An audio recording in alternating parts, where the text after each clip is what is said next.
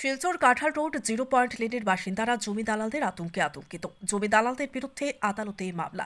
সংবাদ মাধ্যমের সাথে কথা বলতে গিয়ে জমির মালিক টিঙ্কু গোস্বামীর স্ত্রী জানিয়েছেন, জমি দালালরা অনেকদিন ধরে তাদের বাড়িঘর দখল করে আছে। কিছু বলতে গেলে তাদেরকে প্রাণে মারার হুমকি দিচ্ছে জমি মালিকরা। অসমের মুখ্যমন্ত্রী বলেছিলেন জমি দালালদের বিরুদ্ধে বিহিত ব্যবস্থা বা পদক্ষেপ নেওয়ার জন্য, কিন্তু বাস্তবে দেখা গিয়েছে জমি দালালরা খোলা আকাশের নিচে ঘোরাফেরা করছে। অসহায় মানুষদের ঘর জমি জাল নথিপত্র তৈরি করে জমি ও ঘর দখল করছে। শিলচর কাঁঠাল রোডের বাসিন্দা প্রমোদ মোদকের জমি ও ফাটক বাজারের দোকান দখল করে নিয়েছে এইসব জমি দালালরা। তারা বলেন জমি দালালদের ভয়ে ঘর থেকে বের হতে পারছে না। জমির দালাল তরুণ মোদক, রাজন মোদক এবং রাকেশ মোদকের বিরুদ্ধে আদালতে মামলা করার অনেক দিন পেরিয়ে যাওয়ার পরও কোনো ধরনের পদক্ষেপ নেওয়া হচ্ছে না। সংবাদ মাধ্যমের মধ্য দিয়ে অসমের মুখ্যমন্ত্রী এবং মহামান্য আদালতের কাছে জমির মালিক টিঙ্কু গোস্বামীর স্ত্রী দাবি জানান, অতি সত্বর যেন জমি দালালের বিরুদ্ধে কঠোর ব্যবস্থা গ্রহণ করা হয়। ব্যুরো রিপোর্ট, নিউজ অবিকল। নমস্কার। ঘটনা এটাই হয়েছে, আমরা এই জায়গাটা কিনছি কাঁঠাল রোড 0 পয়েন্ট লেন। আমার নাম রূপা গোস্বামী, হাজব্যান্ডের নাম টিঙ্কু গোস্বামী।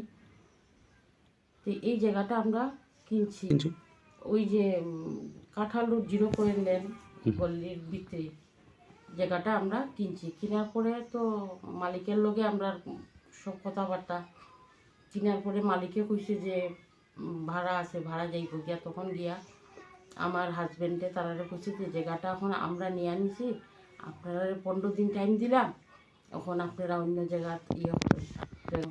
রাকেশ মোদক, তরুণ মোদক, রাজন মোদক, আচ্ছা, তারারে খোয়া হয়েছে। তখন তারারে খোয়ার পরে তারা মানে আমার হাজব্যান্ডের লগে রাগ ব্যবহার করছে। যে তার মালিকের লগে কিতা কথাবার্তা এটা তো আমরা আর জানি না।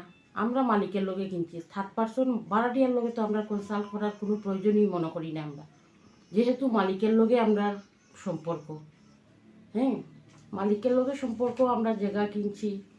তে তারা কইতে কর তারার মালিকের লগে ইয়ে আছে, তো এটা তো আমরা দেখার কোনো প্রশ্নই উঠে না। মালিকের লগে যদি কোনো কিছু থাকিয়া থাকে তারা মালিকের লগে ইয়ে করতো, আমরার লগে তো কোনো কিছু না। আমরা জায়গা কিনছি,